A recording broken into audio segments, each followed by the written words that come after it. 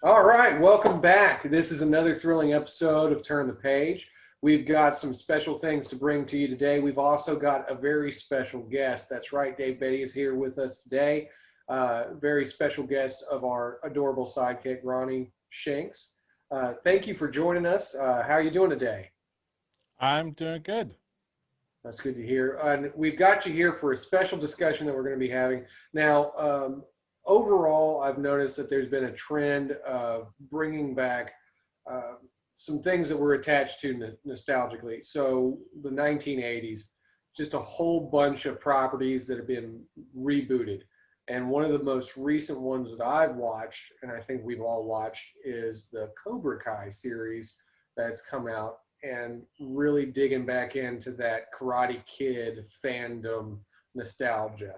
Um, how do you feel about, before we just jump into the show, how do you feel about some of the reboots that they've been doing of stuff that you probably grew up on, digging pretty good? Well, for me, I think that the thing that makes Cobra Kai unique was the approach specifically. Because some of the stuff they brought back, they've brought it back and they've done a really great job with it. And then there's been other things that they've attempted to bring back that, for me personally, having grown up in the 80s, it's just kind of fallen flat just because of the approach. One of the things that's really great about Cobra Kai specifically is the fact that it isn't necessarily quote unquote a reboot. It's the fact that they've actually brought the story forward. They brought back a lot of the original cast members. And I think that gives it a gravitas and a connection that a lot of times that I think these the movie studios and television studios, they're hoping that people will have. But it's funny because sometimes they change so many things, they recast, they do things in such a manner that you go, well, this isn't the same thing that I loved when I was a kid. Right. It kind of is, but it's not. But one of the things that's really weird about Cobra Kai, in my opinion, is the fact that they have done a really good job of just bringing the story forward, and it does what, in my mind, if you're going to bring some of these properties back, it does in my mind, which is really great. Well, it's like, well, where are they now? What has happened since then? It's a continuation of the story, because I think a lot of times that's what we as fans, at least I'm speaking for myself, that's what I as a fan want. I want to know where the story goes after it ends. Like where are we now? Where are we today? So that's one of the things that I think is really great about Cobra Kai. So as far as some of the other stuff that they've done, I was looking forward to Top Gun Maverick. We still haven't seen that yet, so I can't really comment on that. So, but those were the two ones I was most excited about, because I signed up for YouTube Red way back when just to watch Cobra Kai specifically for that show, and I was impressed and felt like I personally did not feel disappointed by what I got. And then hopefully Top Gun Maverick's going to do the same thing. We're kind of in a holding pattern until we see what they do with it. So Yeah, that one's sitting there for right now, and obviously, I don't think they're going to be able to give us the Iceman in that one. He was one of my favorite characters from that original Top Gun movie. Was Val Kilmer's portrayal of the Iceman when he'd come through. He was just really hateable. Loved him, but I doubt that we're going to see him come back as any form of a pilot. And I guess, but they do have Tom Cruise signed on for it, of course, and so it's be really interesting to see how they pull it off and how they get that original feel. Because I mean, back then when I was a kid, that's all I wanted to do was fly fighter jets, and you had movies like Top Gun, you had Iron Eagle. I mean, it was just so much of that was a big propaganda. I mean, there was just like a huge push for, I guess, trying to get people to join the military. I don't know, but at that time, just planes and military, everything was big and awesome and in your face. It was great. But I do agree with what you said about Cobra Kai. I do appreciate that they just moved the story forward. I really, really, I mean, just from the first episode, really enjoyed where the character was, from watching him lose the match to Danny, and then fast forward it and see where he was unsuccessful, slovenly, just disgusted with the day-to-day grind, and even having his father there. I mean, everything about it was just very compelling. I liked a lot. Ronnie, what did you think about some of that? I know that's it was a big deal to you, and I guess growing up together, um, you got interested in some of the same things. Yeah. Well, Dave, I remember this question specifically. I was 7, and he asked me, it's like, hey, do you want to keep playing baseball, or you want to learn how to fight like the Ninja Turtles? And I looked at the baseball, and I went, are you kidding me? I dropped it, and I told him, turtle power, man. But yeah, and so thus began my foray into martial arts for years and years. He and I trained heavily, and he was actually my sensei at the end of it.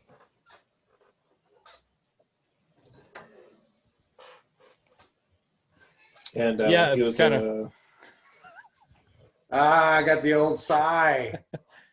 Yeah, I still, I'm, I'm an old man now, so I don't do this stuff as much as I used to. But I do still actively train and do quite a bit of stuff. I don't teach anymore, obviously, but my love of the martial arts has never really stopped. So I still as fascinated with it now as I was back in the day. So.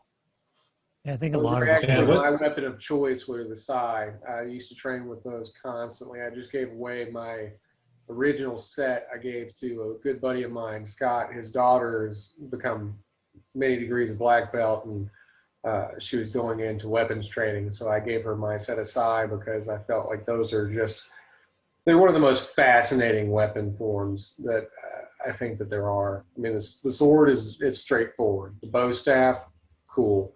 But the side to me were just like really flashy and entertaining, and at the same time useful. My weapon of choice was always the nunchuck, represented by Michelangelo, the turtle. But even to this day, I still have a couple, and I still kind of practice every now and then. And sometimes we hit ourselves in the face. I think that's why I put the nunchucks down, because first time I did it, my older brother had a set of wooden, like authentic nunchucks with the chain and everything, and I'm sitting there, and I mean, I hit myself in both places you don't want to hit yourself at the same time.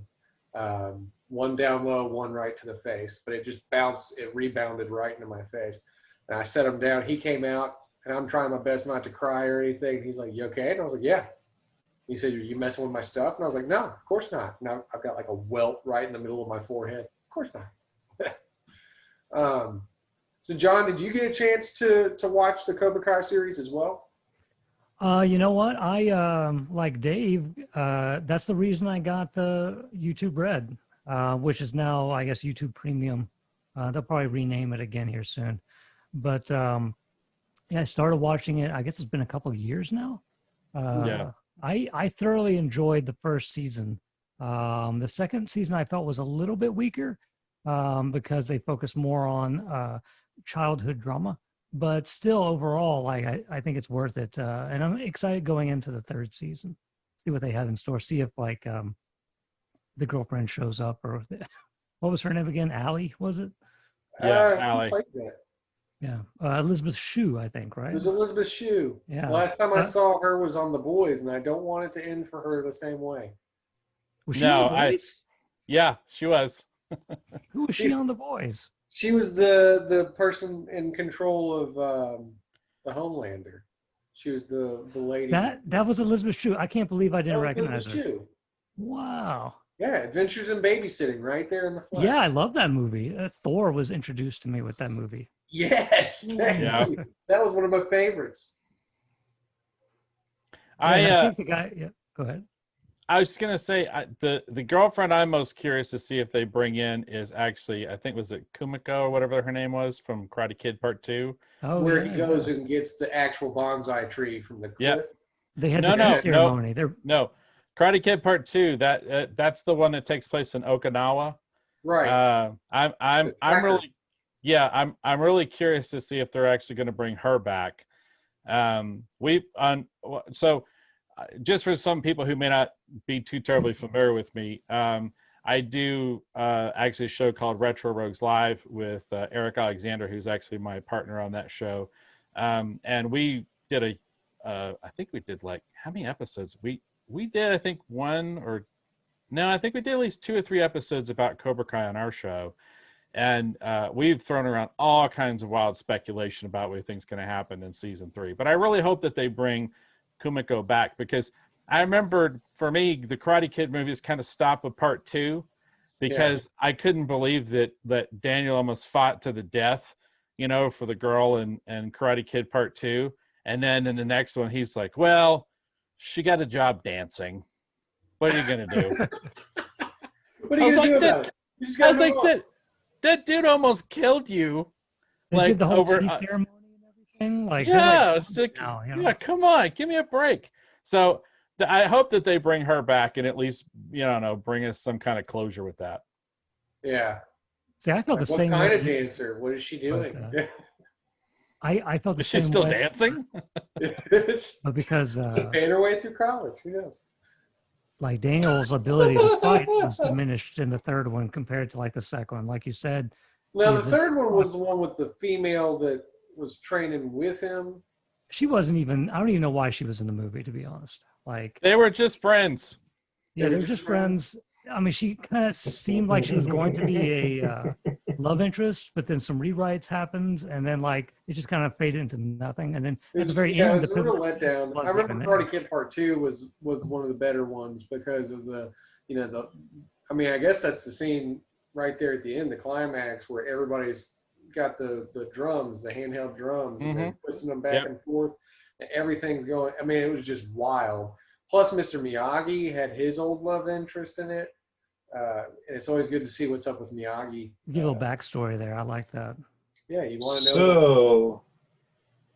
So, what you're telling me is there's a reason why there's a dual pack of Karate Kid Part 3 and the next Karate Kid. Yeah, because no one would buy it otherwise. Yeah. The next Karate Kid was the one with the girl. Hilary Swank. Right? We're not talking about the one with Will Smith's kid. No, that's just the Kung Fu Kid. That's the Kung Fu Kid. But like, I never saw the one with Hilary Swank either. That's another one I gotta check off my bucket list. Yeah, how many Karate Kids were there? It's like 4. Not including the Jaden Smith Karate Kid. That doesn't count. He's not even being taught karate. I mean, it has nothing to do. That was the funny thing, because I'd always heard that the original title for that was actually Kung Fu Kid, and they were playing off the Karate Kid idea. And that when they began to test it with test audiences, it fell flat because certain parts of the country don't understand what Kung Fu is. I don't understand how you don't understand what Kung Fu is. But anyhow, for certain parts of the country, just calling it Karate Kid tested better. So they actually went and acquired the naming rights. And I think that's part of the reason why Will Smith shares a producing credit on this Karate Kid series now, is because I think they had to buy and acquire the rights in order to do their movie. Yeah, it's all that weird legalese where, like, in order to get the rights for something, they got to do this, they got to do that. And so, yeah, it's weird. It's weird because, they, in the original one, they actually had to go and get the naming rights actually from DC Comics. That's why DC Comics gets a byline. If you go all the way through the credits, I used to always think it's like, is this how the Karate Kid story started? And he just kept training and training, and in the future he could like punch through steel and stuff, and is that how it started? So I know there's not this word. Yeah, I don't understand certain people's I guess neglect to learn certain things. Obviously, there's a big difference between Japan and China, in my opinion. But Jackie Chan signed on for it at some point. But Ronnie, like he said earlier, just because somebody's in a movie doesn't mean that we're going to like it. He didn't like the Mulan movie, even though one of his favorites is in it. Surprisingly, I have seen that Jackie Chan needed movie. a paycheck. It was entertaining. It wasn't like, anything that I would like write home about or anything. It took up like an hour and a half, and I don't wish for that hour and a half back. I guess it's fine. But I'm not substance. Yeah, and I'm not saying that the you know the Jaden Smith Karate Kid movie is, you know, less than or anything. I mean, I liked it for what it was. I'm just saying it Mhm. while it shares the same naming convention, Hmm. it's really not related at all. Right. Although if they could find a way to bring Jackie Chan into this Cobra Kai series Tie it for all like together. maybe an episode, I'd be down. Why not? Why not? Yeah. Yeah, but don't Find make a it way a to connect continuation of them. that. Make it a continuation of Rumble in the Bronx. Yeah, there you go. There That's you what you go. should do. But again, I want to go ahead and give a shout out to the Retro Rogues. You got to check that out. If you haven't checked it out and you're part of our large audience, then you need to go ahead and hop over there, check that out. Dave, you're an awesome guy. It's great having you on. I'd love to have you on more often if you're available, just to talk about anything and everything. Um, but again, go ahead and check out his show. And I'm getting that right, correctly. It's the Retro Rogues. It's just Retro Rogues Live. It's all good. But So go ahead and pop a link in there. I'll get technical difficulties department to work on that. We'll pop a link in this video so you can just go ahead and click it, head over to his page and check him out. Again, thank you for coming out. And I've enjoyed talking. I guess we got carried away just talking about whatever, but that's yeah. what this is about. Yeah, it's all good. Thanks for having me here on the show. I'm happy to come back anytime and talk about whatever you guys want to talk about. So Next time we're talking about Skeletor the whole time, and I want you to give everybody your rundown of the Masters of the Universe, because before we started filming on set, he was giving me a rundown of that, and it fits perfectly. We're just going to make new timeline variances of cartoon and live action properties and mash them together like that. But we're going to go ahead and cut, and until next time, everybody remember, treat yourselves well and treat your friends even better. And until you see us again, we're loving you.